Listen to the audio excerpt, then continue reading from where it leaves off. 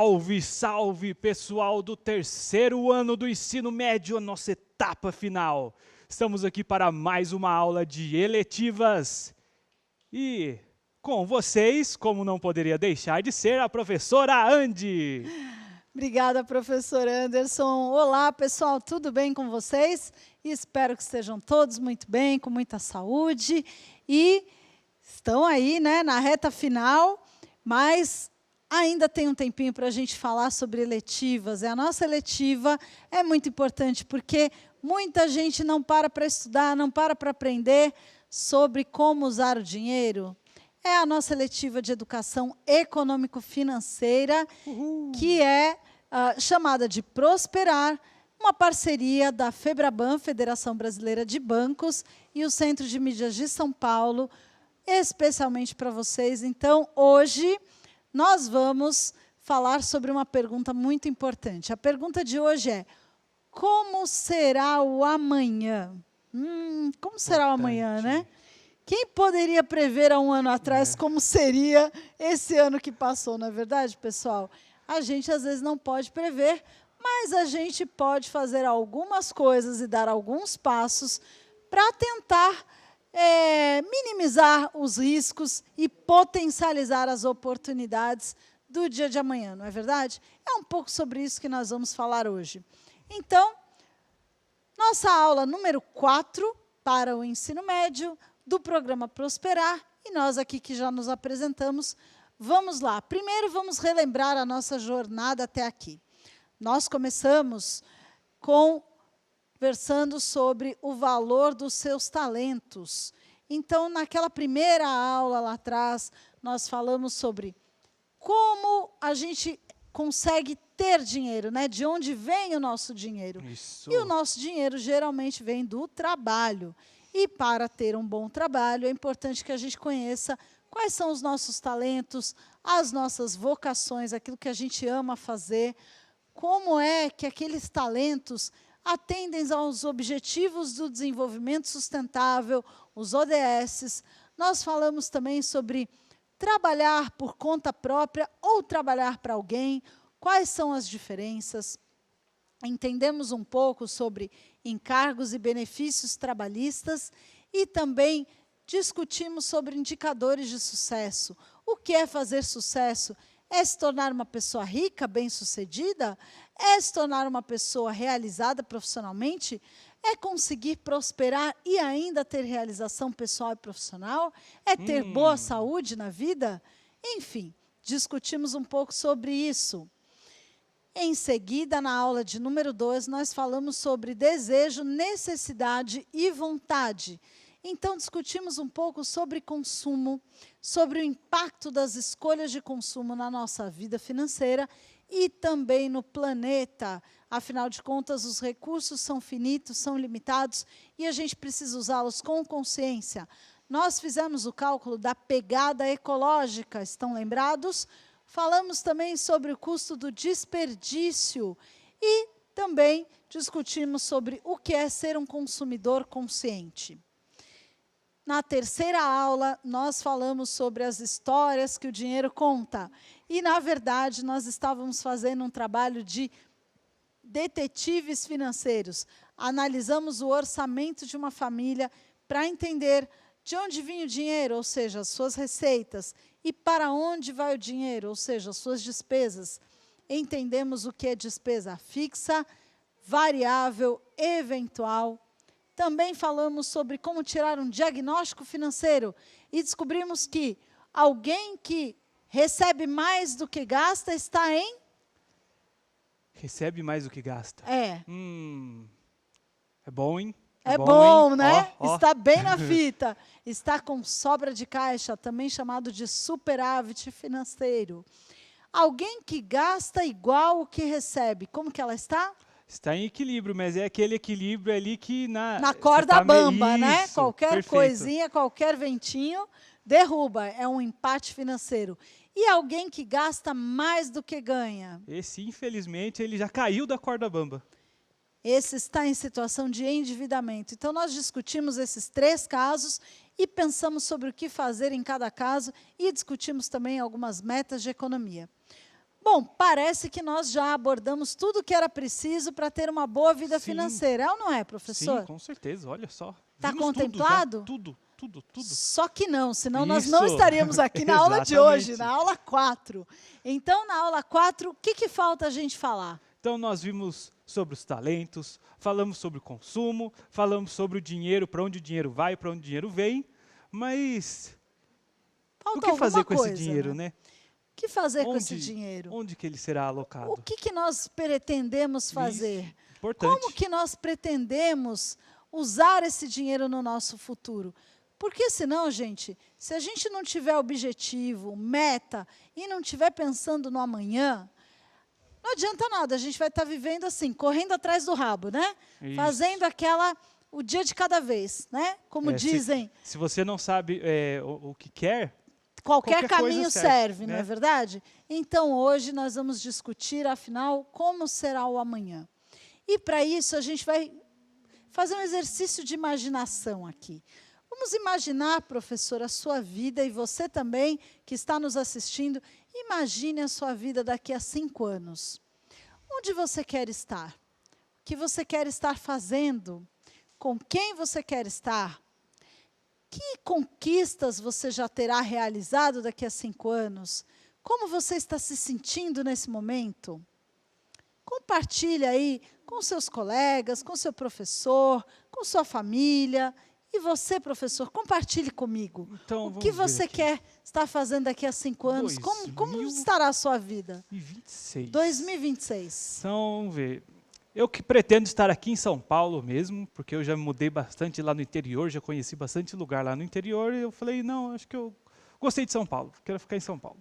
Tá, o que eu gostaria de estar fazendo? Eu gostaria de estar, pelo menos aí, se não tiver terminando o mestrado, porque é um objetivo que eu tenho há algum tempo, e foi uma das razões que me trouxe para São Paulo. Como eu gostaria de estar me sentindo? Eu gostaria de estar me sentindo realizado. E que conquistas, né? Já ter, pelo menos aí escrito a tese, né? Porque dá um certo trabalho, e a gente vai construindo ao longo do tempo. Exato. Então, é um passo aí que estou imaginando aqui que eu já vou ter conseguido dar. Perfeito, professor, é isso aí. Quando a gente começa a criar uma visão de futuro, a gente já começa a pensar onde a gente quer estar. E aí, automaticamente, já vem na nossa ideia assim, bom, para eu chegar lá, nessa data, nesse momento, o que eu preciso fazer? Isso se chama planejamento. Planejamento é fundamental para que a gente possa ter as nossas realizações. Então, começamos sonhando, né? Criando nossos sonhos, criando nossos objetivos e as nossas metas.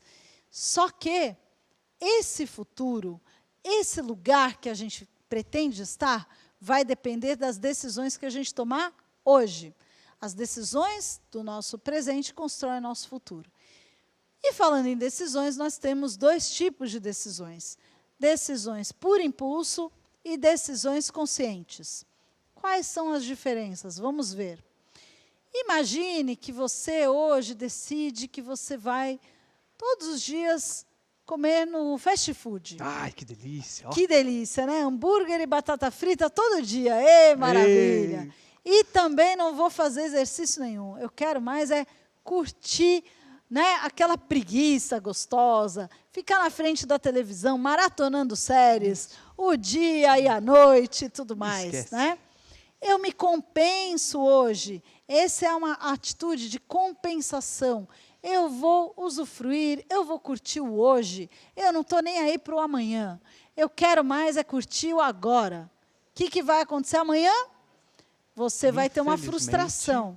Por quê? Nesse caso aqui, se eu adotar esse hábito no meu dia a dia, no futuro eu chego com essa situação de, eventualmente, uma pressão alta, né? Uma descompensação. Né? Eu me compenso hoje, me descompenso amanhã. Né? Não é verdade? Por quê? Porque eu não cuidei do amanhã, eu só olhei o hoje. Tá? A decisão por impulso, geralmente, é assim. A gente só olha o momento presente.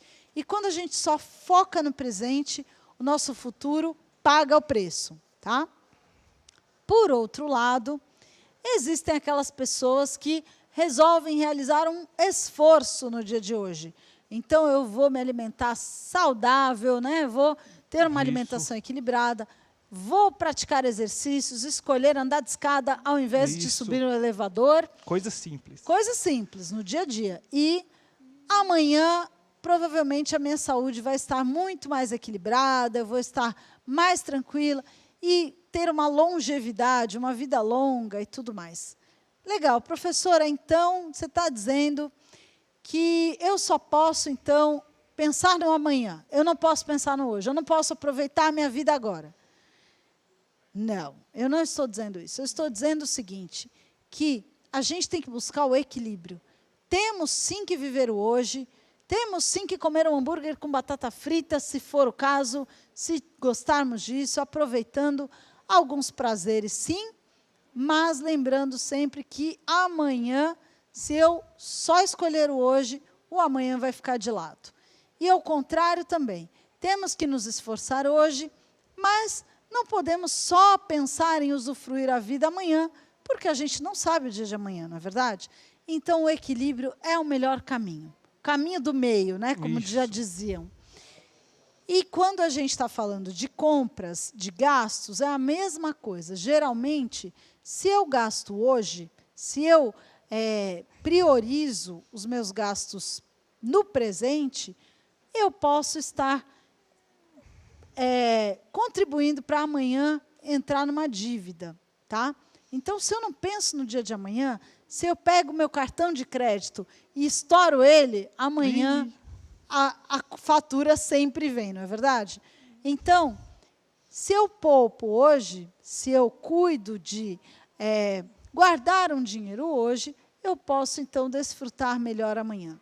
Essa é a decisão consciente, tá, gente? Então, vamos ter equilíbrio entre o nosso impulso e a nossa consciência.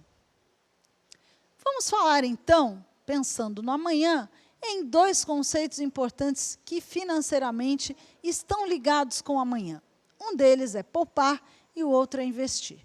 Professor, quando eu falo em poupar, que ideias vêm à sua mente? Poupar. Então, a primeira coisa que vem na minha cabeça é a palavra guardar. Guardar. Guardar, porque, né? Tá, poupar também me passa a ideia de que eu estou economizando, que eu tô pensando que amanhã eu ainda vou estar vivo, então, né? Os gastos vão existir ainda. Tem que ter um cuidado aí com amanhã, imprevistos, né? Isso, a gente não sabe exatamente, né? Exatamente. Então, poupar tem algumas ideias associadas. Por exemplo, segurar o dinheiro. Sabe aquela pessoa que é poupadora, que segura o dinheiro, que não larga, nem para dar tchauzinho, né?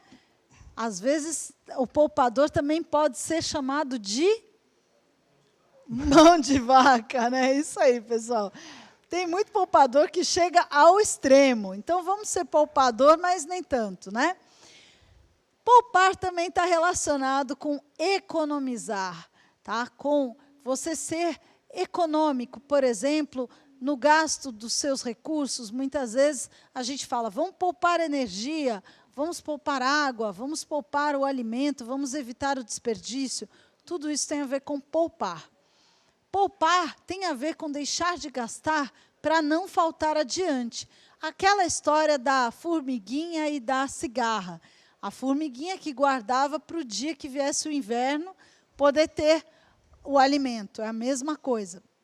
Pensando nos meus imprevistos, eu preciso ter o cuidado de deixar de gastar para lá na frente, se ocorrer um imprevisto, eu ter algum guardado. Fazer mais com menos. Por exemplo, você é uma pessoa que vai estudar para a sua prova. Você é uma pessoa que foca no seu estudo e em 2 horas você resolve o que você veio estudar? Ou você é aquela pessoa que fica estudando, falando no celular, combinando a balada, assistindo a TV, ouvindo música ao mesmo tempo, e acaba demorando 6 horas para estudar aquele mesmo número de páginas da outra que focou no estudo. Então, ali, na verdade, aquela que teve foco, ela fez mais com menos. Ela estudou mais com menos tempo, e você acabou estudando com mais tempo, gastando mais tempo para fazer a mesma coisa.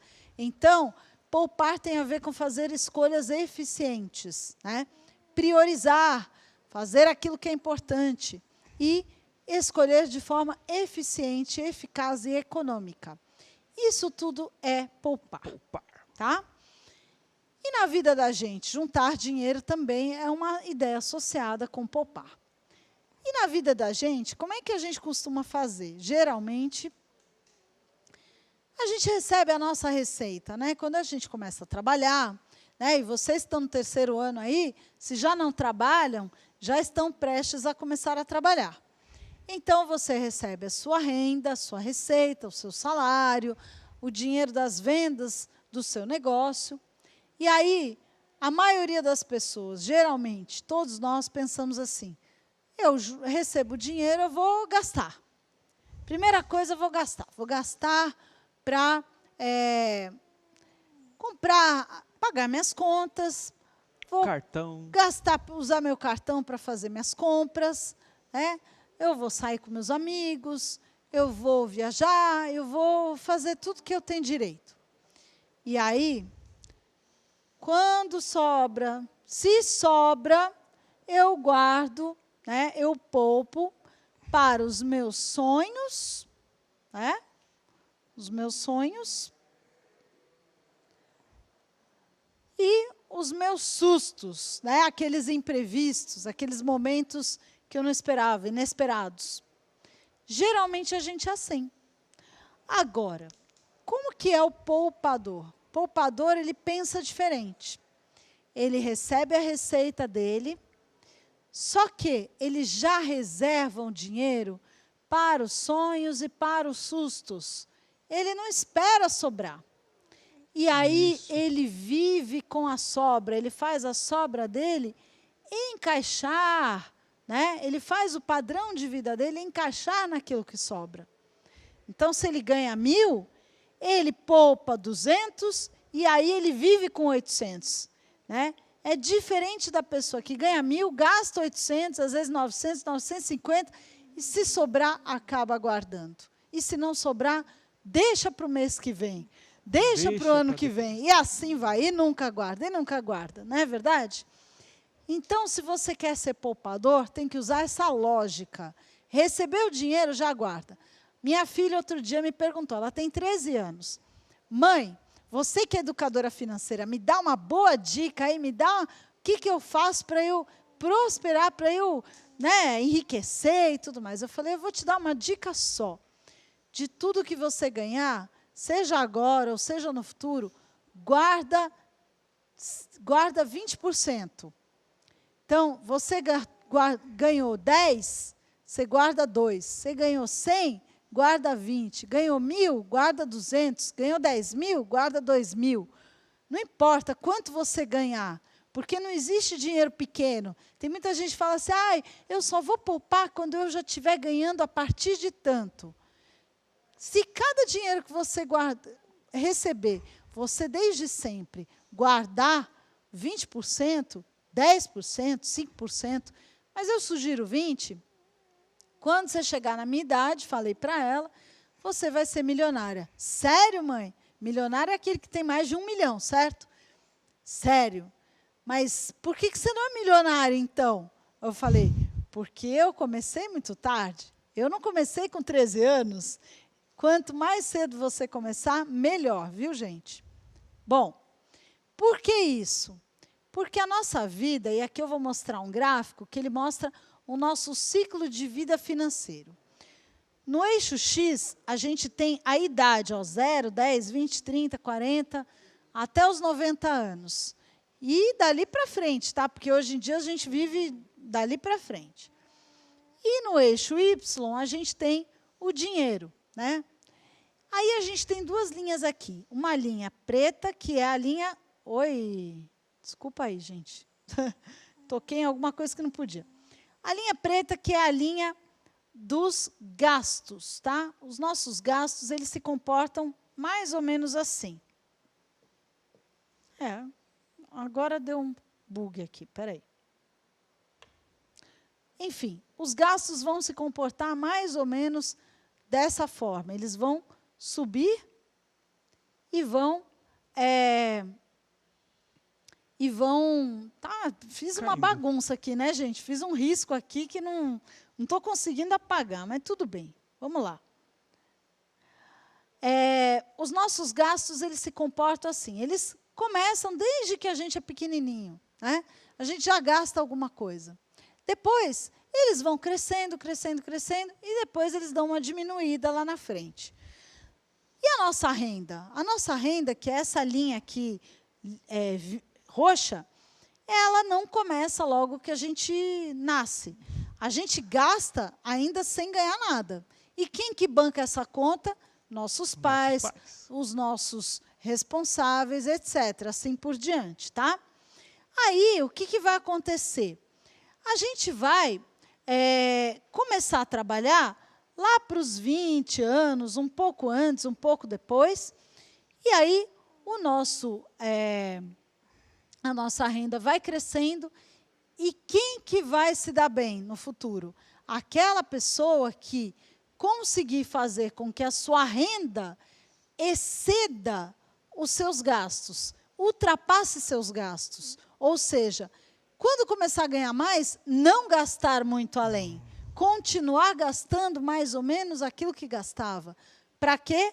Para que sobre uma renda extra, para que sobre uma poupança. E essa poupança será o que ela vai usar para bancar a aposentadoria. Quando o dinheiro começar a reduzir, a renda começar a reduzir, lá para os 65 anos, tudo que ela poupou ao longo da vida útil de trabalho dela é o que vai ser usado para bancar aqueles gastos futuros. Tá? Desculpe aqui a bagunça, o negócio aqui enlouqueceu, mas a ideia é essa, tá, gente? A ideia é, se você começa hoje e guarda uma reserva, e guarda o seu excedente, lá na frente você não vai ter problemas, como muita gente por aí. Você conhece algum aposentado, professor? Conheço bastante. Conhece vários aposentados. Sim. Como que estão os aposentados que você conhece? Alguns estão relativamente bem, mas outros estão aí, né, com dificuldades financeiras. As dificuldades financeiras. Ou eles tiveram que reduzir o padrão de vida para encaixar na aposentadoria, ou eles continuam trabalhando, não conseguiram se aposentar. Não aposentaram de verdade. Ou eles precisam pedir ajuda de filhos e netos, muitas vezes para complementar a renda. Tá? Para pagar os remédios, para pagar as contas. Então, gente, se você não quer chegar nessa fase da vida dessa forma, comece desde já a guardar seu dinheiro. Tá? E, para isso, você precisa ter alguns comportamentos. O poupador, geralmente, ele tem autocontrole, uma pessoa que tem controle e que não se deixa levar pelas tentações. Disciplina, ou seja, a pessoa que persevera naquele gasto, naquela poupança, ela não abre mão de poupar todo mês. Foco nos objetivos e nas prioridades. Então, aquela pessoa que por exemplo, você quer fazer o seu mestrado, então pensa no seu mestrado e fala, eu vou reservar meu dinheiro para isso. Né? Então, o poupador ele tem foco nos objetivos. Ele também posterga gratificações. Ele abre mão daqueles prazeres imediatos, pensando em realizações futuras. E o poupador ele tem uma boa dose de paciência. A paciência é algo muito importante para o poupador, tá, gente? Não adianta você querer ter um retorno milagroso amanhã, depois de amanhã, em pouco tempo, no curto prazo. Tem que ter paciência e guardar, né, de grão em grão a galinha enche o papo, tá, gente? Bom, e o investimento? Quando a gente fala de investir, que ideias vêm à sua mente? Bom, investimento me traz a ideia de futuro, porque está guardando agora para ver esse dinheiro multiplicar depois. Então, multiplicar me vem a palavra juros também. E sonhos, né? Porque a gente investe para alguma coisa, a gente investe para atingir algum objetivo e não fala, eu vou guardar dinheiro porque eu quero guardar, né? Não, tem É que ter isso mesmo. É isso porquê. mesmo. O investimento, gente, ele envolve assumir riscos, tá? Em primeiro lugar, ninguém investe com total certeza do que vai acontecer no futuro, tá? O investimento, ele é sempre uma aposta. A gente planta querendo colher, mas a gente não sabe se a gente vai colher. A gente não sabe se aquele ano vai ser uma boa safra, se não vai vir uma chuva e levar as sementes embora. Então, a gente aposta. Então, para apostar, você tem que assumir alguns riscos. Não tem como você querer enriquecer ou querer ter um retorno bom no seu investimento se você não assumir alguns riscos. Riscos calculados, mas tem que assumir riscos. Segunda questão, multiplicação. Você vai multiplicar, o investimento envolve multiplicar. Eu não quero só guardar meu dinheiro, mas eu quero que ele se multiplique. Eu não quero só investir em algo que eu acredito, mas eu quero que aquilo prospere, que aquilo se multiplique. Aplicar um recurso agora para obter um retorno adiante. Eu planto agora para ter lá no futuro. Pensar a longo prazo. O investidor, ele não pensa em curto prazo somente. Ele pensa em ter algo no futuro. Então, muitas vezes, ele vai saber que aquilo não vai ser de mão beijada, não vai dar na hora, né? Então, longo prazo. Lucrar, né? Muitas vezes você faz um investimento pensando em ter um lucro, ter um retorno. Empreender. Muitos investidores também são empreendedores. Por quê? Assumem riscos, são ousados, pensam no longo prazo e querem fazer mais, querem multiplicar o seu retorno, e empreender é uma boa maneira de fazer isso. E turbinar as economias. Muitos investidores, né, já são poupadores, então já economizam, já poupam, e agora querem saber, bom, como é que eu turbino esse dinheiro que eu poupei, né? Então, não adianta você querer ser um investidor financeiro se você não aprendeu a ser um bom poupador. Tá? Porque não adianta, você não vai multiplicar 0 vezes qualquer número é 0. Isso. Então, você tem que juntar um dinheiro primeiro para poder investir, certo, gente? Então, primeiro você poupa e aí você começa a investir. Bom, mas investir vai bem além do dinheiro, não é só investimento financeiro que tem na vida, né? Você pode empreender, como esse moço aqui, que montou lá o seu restaurante. Você pode também construir um imóvel, por exemplo, para alugar ou para vender. Você pode investir nos seus estudos, na sua formação acadêmica, em línguas estrangeiras, cursos extras, cursos à distância, e potencializar a sua chance de obter um bom emprego, de aumentar o seu salário. Tudo isso são sementes que a gente vai plantando, né? E também você pode querer investir no mercado financeiro, tá? Então, são tipos de investimento. Todos esses são investimentos. E aí, quando a gente fala de investimento, a gente não tem como, né, principalmente investimento financeiro, não tem como não falar de juros, tá? Vamos ver se a canetinha me ajuda aqui, tá? Então, ela está um pouquinho deslocada. Eu vou ajustar aqui, pode ficar tranquilo. Imagine um capital de R$100 investido. Não está legal. Eu vou deixar a canetinha para lá. Vocês vão imaginando, tá bom, gente? Porque senão eu vou rabiscar tudo aqui. Imagina um capital de R$100 que eu invista por 4 meses, com retorno de 1% ao mês, tá? Então, eu começo o primeiro mês com R$100. E aí, nesse primeiro mês, eu vou ter juros de 1%, que é igual a R$1, certo? 1 dividido por 100 vai dar R$1. Ok? E aí, eu vou ter, então, R$100 mais R$1, eu vou ter um capital total de R$101, tá certo? Bom, no segundo mês, eu começo com R$101, que é aquele capital que eu terminei o primeiro mês. Mais 1% de R$101, que é 1,01. vai dar 102,01. Eu começo o terceiro mês com esse 102,01, mais 1%, 1,02, eu chego a 103,03.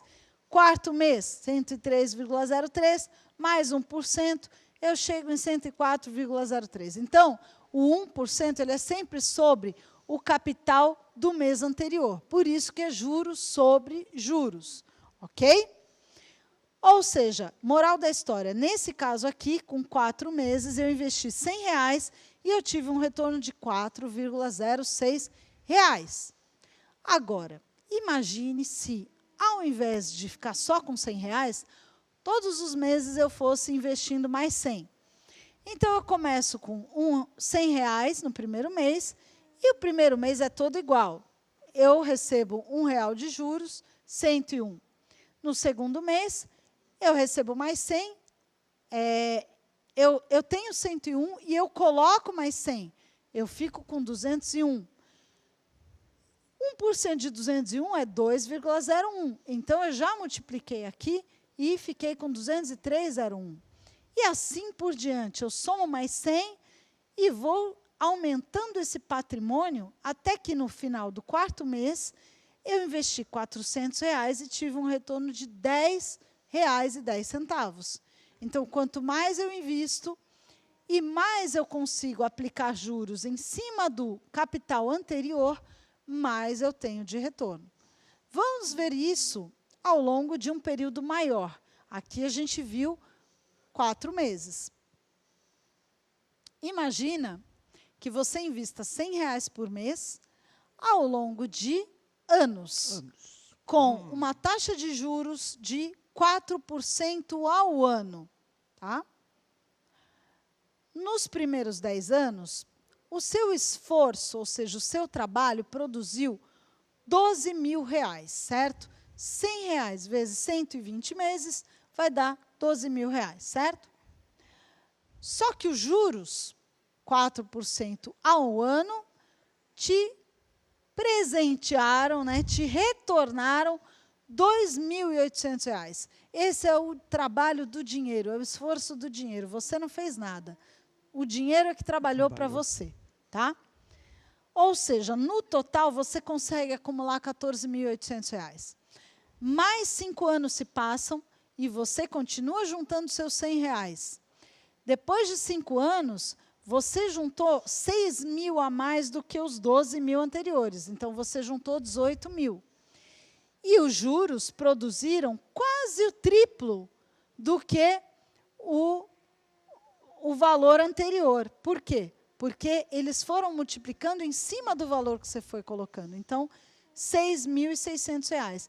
Você agora tem R$24.600. Você tem 10.000 a mais, praticamente, do que você tinha antes. 20 anos se passam, né? E dali você juntou mais 6.000. Mas os juros foram dobrados, eles dobraram o valor anterior. E tem a questão que esses 12.000 é o valor que você juntou nos 10 anos, né? Só de juros. Só de juros, você recebeu o equivalente ao que você poupou em 10 anos de trabalho. Muito bem colocado, professor, é isso aí. E mais 5 anos, você tem 30.000, né, o seu esforço, você continuou poupando 100. Claro que se você poupar 200, 300, 400, isso se multiplica ainda mais. Eu imagino que ao longo da sua vida, o seu salário vai aumentando e você vai aportando mais recurso.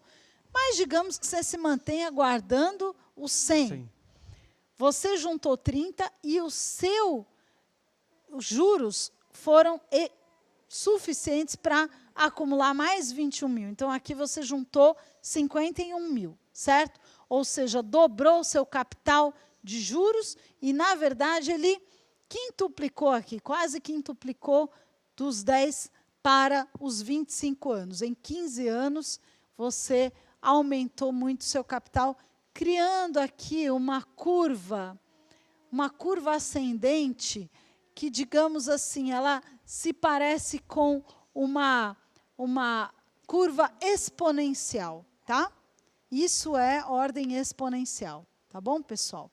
Então, muito importante pensar nisso e começar desde sempre.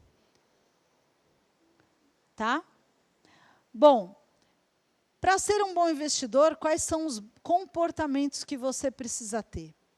Primeiro, análise de cenários. É muito importante que você, como investidor, como alguém que assume riscos, pense que pode ter um cenário positivo, um cenário negativo e um cenário neutro.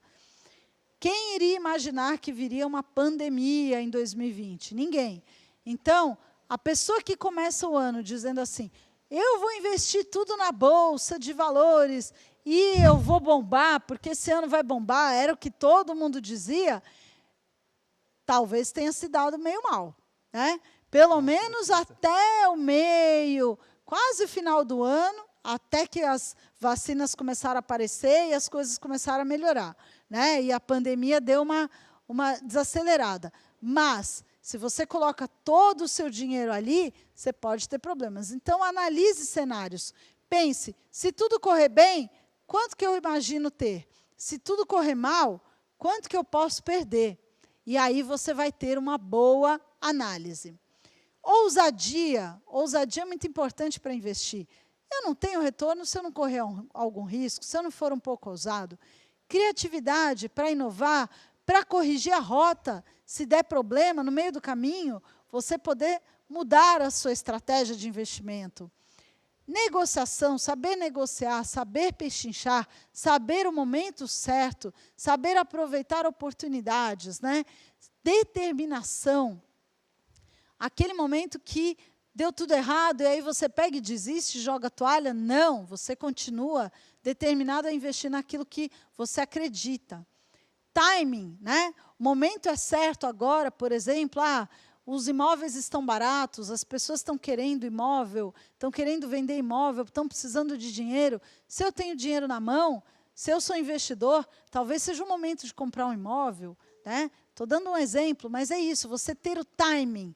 E, geralmente, o timing de um bom investidor, ele vai na contramão da maioria das pessoas. Então, está todo mundo investindo naquilo, eu viro para o outro lado e observo o que ninguém está olhando.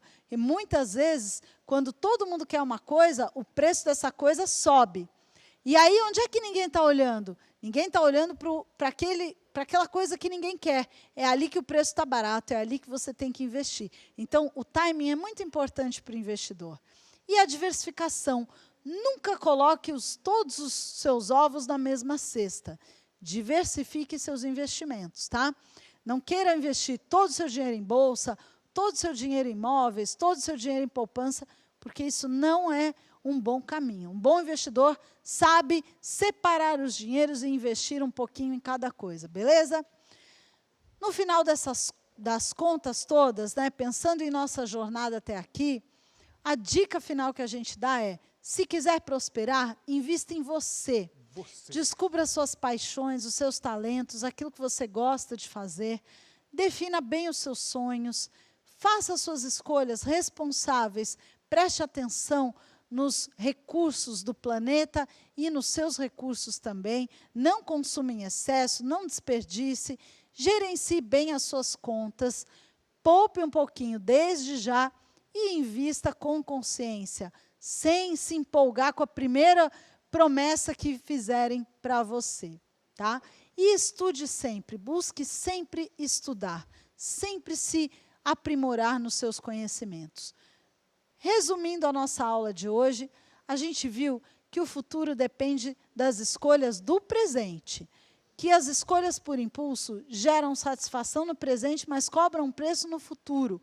Cuidado, faça escolhas conscientes, abra mão de alguma coisa agora para ter um melhor amanhã. Poupar e investir são diferentes. Poupar é guardar, economizar e reservar. E investir envolve correr riscos, buscar retornos futuros e turbinar as economias, pensando em longo prazo. Juros, para quem deve, são ruins, mas para quem poupa, são ótimos. Use o efeito dos juros compostos a seu favor. E o melhor investimento é sempre você. Agradecemos, então, hoje, nosso último encontro. Queremos agradecer a sua presença ao longo desses 4 encontros. Esperamos que você tenha gostado. Deixe o seu joinha por meio do seu QR Code, tá? Avalie a nossa aula e esperamos poder reencontrá-los em breve num novo programa. Desejamos a todos muita prosperidade, muito sucesso e muita saúde. Obrigada e até a próxima. Muito obrigado, pessoal. Extremamente gratificante estar aqui com vocês e até breve.